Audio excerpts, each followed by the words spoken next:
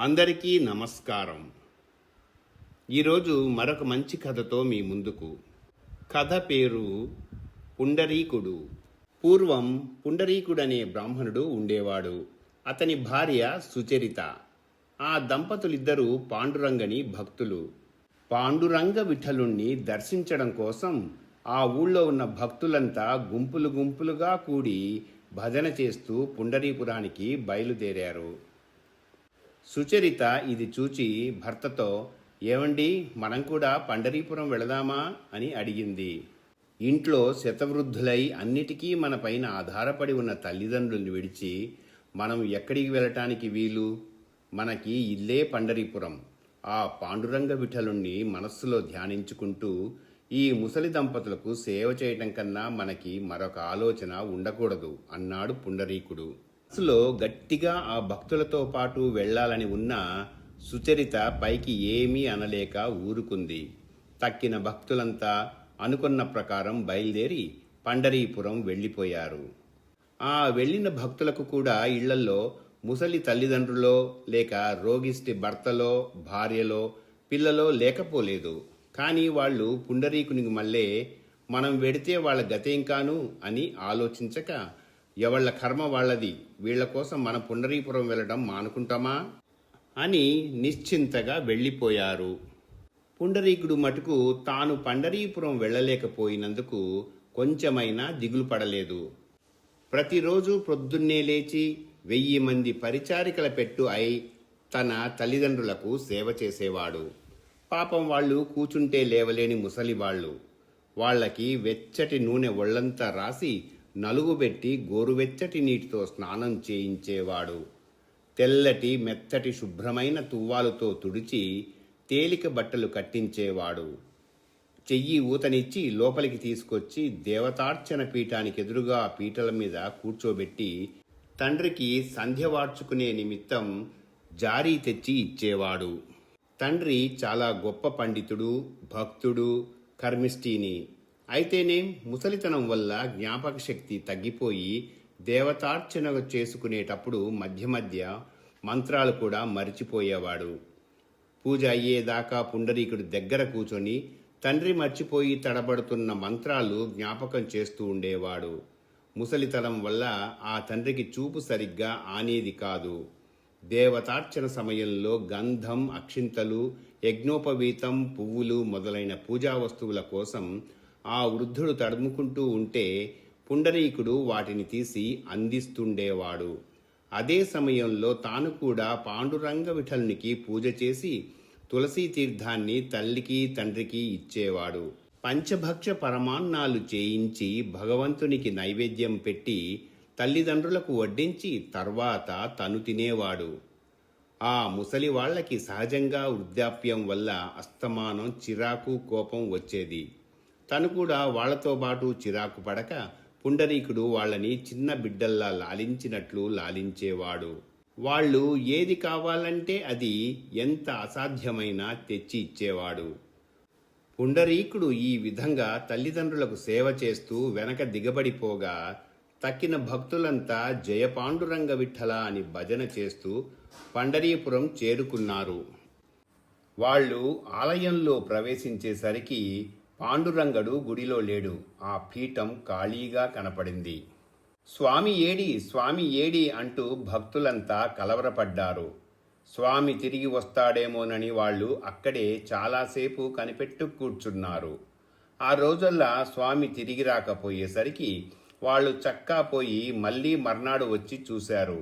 అప్పటికి స్వామి రాలేదు. ఇలా ఎన్ని రోజులు పండరీపురంలో కనిపెట్టుకొని ఉన్నా స్వామి రాలేదు. భక్తులకు ఇదంతా ఏమీ అర్థం కాలేదు. ఆఖరికి ప్రాణం విసిగి భక్తులంతా తిరిగి పుండరీకుడున్న తమ గ్రామానికి చేరుకున్నారు.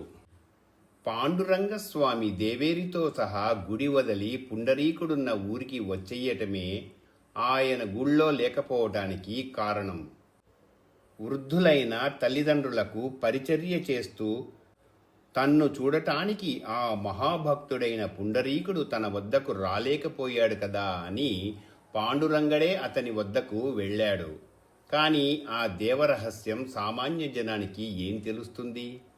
స్వామి వచ్చి పుండరీకుని ఇంట వాకిట నిలబడే వేళకి అతను తన తల్లిదండ్రులకు భక్తి శ్రద్ధలతో నీళ్లు పోస్తున్నాడు. పుండరీక, భక్తాగ్రేసరా, నువ్వు పండరీపురం రాలేకపోయావని తెలిసి మేమే నీ వద్దకు వచ్చామయ్యా అని స్వామి పుండరీకుణ్ణి పిలిచాడు. స్వామి, ఇదిగో వచ్చేస్తున్నా, ఒక్క క్షణం ఆగండి. మా తండ్రికి నీళ్లు పొయ్యటం అయ్యింది. వెంటనే తుడవకపోతే వృద్ధుడికి జలుబు చేస్తుంది. తుడిచేసి లోపలికి తీసుకొచ్చి కూర్చోబెట్టి నీ దర్శనానికి వస్తా అన్నాడు పుండరీకుడు. ఆ మాటలు విన్న సుచరిత ఆశ్చర్యపోయింది. భగవంతుడు దేవేరి సహా వచ్చి వాకిట నిలబడితే ఎదురు రాక వస్తా అలాగే నిలబడి ఉండు అనవచ్చా? స్వామికేమి కోపం వస్తుందో అని ఆమె భయపడి చూస్తున్నది. కానీ శాంతమూర్తి అయిన స్వామికి కొంచెం కూడా కోపం రాలేదు. వచ్చి వాకిట పడికట్టు మీద నిలబడ్డవాడు అలాగే నించుండిపోయాడు. మరి కొంతసేపటికి పుండరీకుడు తల్లిదండ్రుల్ని లోనికి తీసుకువెళ్లి ఉతికి ఉంచిన బట్టలు కట్టించి దేవతార్చన పీఠానికి ముందు పీటలపై కూర్చోబెట్టి జారీ దగ్గర పెట్టి ఒక్క క్షణంలో వస్తానని తల్లిదండ్రులకు అనుజ్ఞ తీసుకొని అప్పుడు పాండురంగ స్వామికి స్వాగతం ఇవ్వటానికి బయటకు వచ్చాడు. పిలవగానే వెళ్ళక ఇంత ఆలస్యం చేయడము, పైగా పని చూసుకు వచ్చే వరకు ఉండమనటము ఎంత పొరపాటు! అందులోనూ కేవలము స్వామితోనా ఇటువంటి జవాబులు చెప్పడం? స్వామి కోపంతో భర్తని ఏమంటాడో అని సుచరిత పాండురంగనికేసి చూస్తూ ఉంది. ఏం చిత్రమో, పాండురంగడేనా ఇప్పుడు ఆ పడిగట్టు మీద నిలబడి ఉన్నది? కాదు, ఎవరో ముసలాయన. ఎవరో ఏమిటి, తన మామగారిలాగే ఉన్నాడు. ఇప్పుడేగా తన భర్త మామగారిని స్నానం చేయించి లోపలికి తీసుకువెళ్ళింది. అంతవరకు ఆ పడిగట్టు మీద స్వామి పక్కన నిలబడి ఉన్న దేవేరి కూడా ఇప్పుడు కనబడదే. ఆమె స్థానే తన అత్తగారికి మళ్ళీ ఉన్న ముసలామె ఎవరో నిలబడి ఉన్నది. సుచరితకు ఒక్క క్షణంలో ఇదంతా అర్థమైపోయింది. తల్లిదండ్రులకు పరిచర్య చేయటమే పరమధర్మంగా భావించి తన భర్త పండరీపురం వెళ్ళలేదు. ఆ తల్లిదండ్రులకు పరిచర్య చేయటం మాకు పరిచర్య చేయటం లాంటిదే సుమా అని తనకు తెలియపటం కోసం లక్ష్మీనారాయణలు తన అత్తమామల రూపంలో కనపడుతున్నారు అని ఆమె తెలుసుకుంది. పుండరీకుడు ఇంతలో లక్ష్మీ సమేతుడైన స్వామికి సాష్టాంగ నమస్కారం చేసి గరుడవాహన జగన్నాథ పుండరీకాక్ష పాండురంగా అని అనేక విధాల స్తోత్రం ప్రారంభించాడు. పాండురంగడు దేవేరి కూడా పరమానంద భరితులై తమ అభయహస్తాలను అతని శిరస్సున ఉంచి, పుండరీక, భక్తాగ్రేసర, వృద్ధులైన నీ తల్లిదండ్రులకు నీవు భక్తి తాత్పర్యాలతో చేసిన పూజ పరిచర్య మాకు చెందినై. కుమార, నీకేమి కావాలో కోరుకో అన్నారు.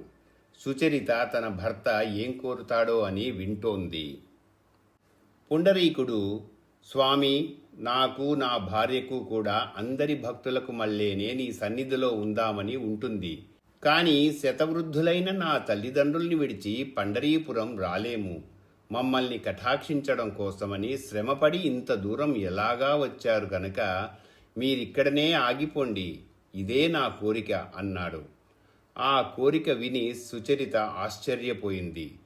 తమ్ము కటాక్షించడానికి ఒకమారు స్వామి దేవేరితో వేంచేశాడు గాని శాశ్వతంగా ఇక్కడనే ఉండిపోమ్మంటే ఉంటాడా అనుకుంది. కాని పాండురంగడు తన భక్తుడైన పుండరీకుడి కోరిన ప్రకారం అక్కడే ఆ పడిగట్టు మీదే దేవేరితో సహా ఉండిపోవటానికి ఒప్పుకున్నాడు. అంతేకాదు, గంగాదేవిని రప్పించి ఇక్కడ నేను ఉండిపోతున్నాను, అందుచేత ఇది ఇంకా గొప్ప పుణ్యక్షేత్రమై ఎక్కడి భక్తులు నా దర్శనం కోసం ఇక్కడికే వస్తారు. వాళ్ళకి స్నానపానాదులకు వీలుగా ఇక్కడ శుభ్రమైన నీటితో ప్రవహించే మంచి నది ఒకటి కావాలి. అందుచేత నువ్విక్కడ ప్రవహించు అని ఆజ్ఞాపించాడు. తక్షణమే అక్కడ గంగాదేవి నదిగా ఏర్పడింది. పుండరీకుని గ్రామమే పుండరీక క్షేత్రమైంది. పాండురంగని దర్శనం కోసం భక్తులే కాక బ్రహ్మ, శివుడు మొదలైన దేవగణమందరూ అక్కడికి వస్తుండేవారు. ఊళ్ళో ఉన్న భక్తుల సంతోషానికి మేరలేకపోయింది. పుండరీకుని సంగతి తెలిసాక వాళ్ళందరికీ ఒక కొత్త జ్ఞానం కలిగింది. తమర్ని కనిపెంచి పెద్దవాళ్ళని చేసి ఆఖరికి ముసలితనం వల్ల మూలపడి తమ మీద ఆధారపడి ఉన్న తల్లిదండ్రులకు పరిచర్య చేయటమే భగవంతుణ్ణి సంతోషపెట్టడం అని వాళ్ళంతా తెలుసుకున్నారు. మానవులందరకు కొన్ని విధులు ఏర్పడి ఉన్నాయి. ఎలా అంటే బిడ్డలు తల్లిదండ్రులను సేవించటము, భార్యలు భర్తలను సేవించటము, భాగ్యవంతులు పేదవారికి సహాయపడటము, ఆరోగ్యవంతులు వ్యాధిగ్రస్తులకు పరిచర్య చేయటము. ఈ విధులను పాటించక చేసే భక్తుల పూజలు వ్యర్థమే అవుతాయి. తన విధి నెరవేర్చిన పుండరీకుని వెతుక్కుంటూ ఆ దేవుడే వచ్చి భక్తుని కోరికలు నెరవేర్చాడు. తమ విధులు పాటించని భక్తులు పుండరీపురం పోయి వ్యర్థంగా తిరిగి రావలసి వచ్చింది. ఇంతటితో కథ సమాప్తం. ఈ కథ మీకు నచ్చినట్లయితే లైక్ చేయండి, కామెంట్ చేయండి, తప్పకుండా షేర్ చేయండి. మరచిపోకుండా సబ్స్క్రైబ్ కూడా చేయండి. అందరికీ ధన్యవాదాలు.